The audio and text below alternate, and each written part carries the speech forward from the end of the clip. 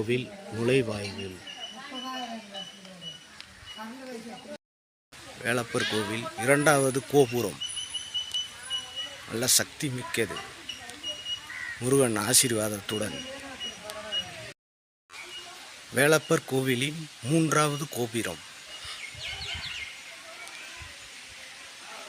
முருகன் வேல் வடிவில் நின்று கொண்டு இருக்கிறார். வேலப்பர் கோவிலின் நான்காவது கோபுரம்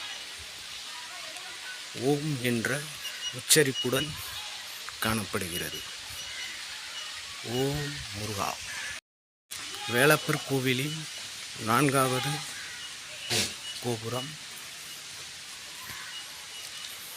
ஓம் என்ற வாசகமும்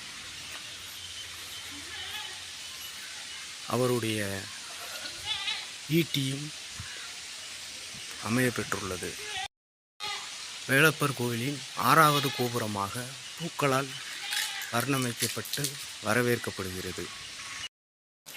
முருகனுக்கு ஏழாவது கோபுரமாக அமைய பெற்றுள்ளது.